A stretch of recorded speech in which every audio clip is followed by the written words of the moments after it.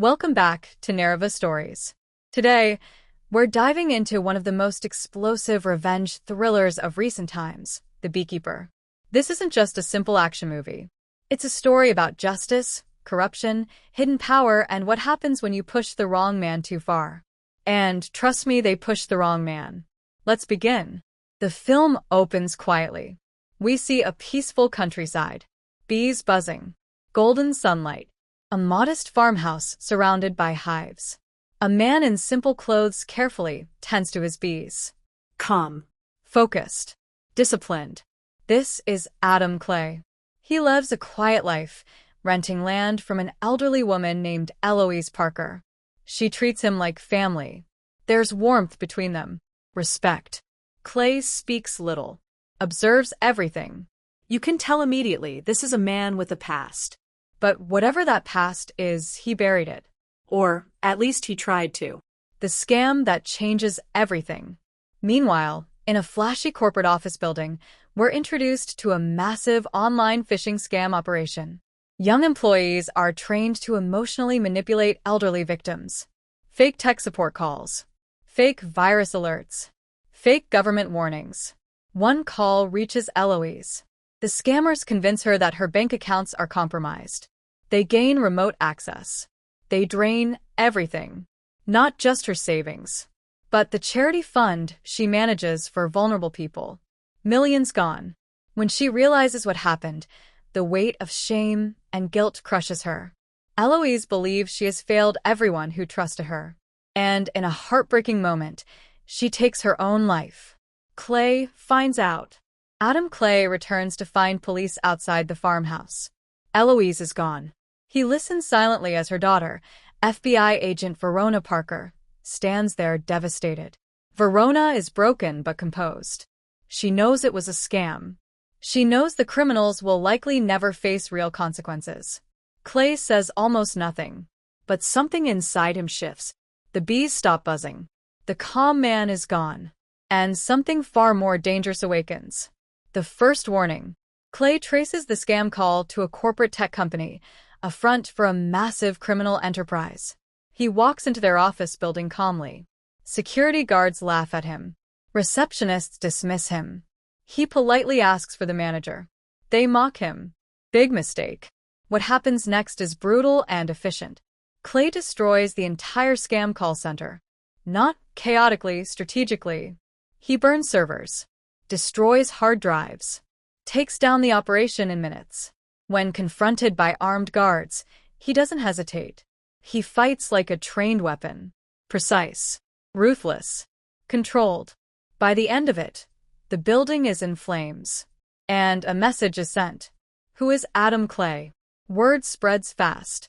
The people running the scam aren't small-time criminals. They're connected to powerful figures, including Derek Danforth, the arrogant and reckless son of a former U.S. president. Derek isn't just involved.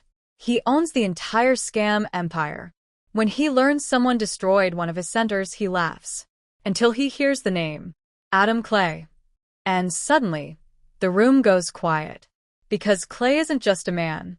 He's a former operative of a secret organization known as the Beekeepers. What is a beekeeper? The Beekeepers are an off-the-books, ultra-secret program. Their purpose? To protect the hive, society itself. When corruption spreads too deep, when systems fail, when powerful people abuse the structure, the beekeepers are activated. They don't answer to agencies. They don't follow politics. They eliminate threats. And they disappear. Adam Clay was one of the best. But he walked away. Until now. The manhunt begins. Derek panics. He hires private mercenaries, former special forces, assassins. They track Clay to the countryside. The attack on the farmhouse is intense. But Clay anticipated it. The fight scene here is raw and explosive. Clay uses everything, tools, environment, pure skill. He defeats them all. Not effortlessly, but decisively. And he sends another message. I will burn the hive to save it. Verona's conflict. Meanwhile, FBI agent Verona Parker investigates the destruction of the scam center. She discovers something disturbing. The The scam network is protected at high levels. Evidence disappears. Arrests get blocked. Cases are buried. When she learns Clay is responsible for the attack, she confronts him. Taking revenge won't fix this. Clay replies calmly, "It's not revenge. It's correction." She sees something in his eyes. Not anger. Conviction. Climbing the ladder, Clay systematically dismantles the network. He traces money trails, interrogates executives, exposes corruption layer by layer. Each confrontation escalates, from corporate offices to private security compounds to political connections. Derek realizes Clay isn't just attacking randomly. He's moving upward. Toward him.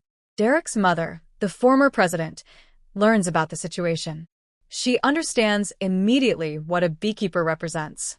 She warns her son, "If he's active, you're already dead." But Derek is arrogant. He believes power and money make him untouchable. He underestimates the one rule of the beekeepers. No one is above the hive. The climax takes place in a heavily guarded corporate skyscraper. Clay infiltrates it alone. Security systems, armed guards, elite operatives. None of it stops him.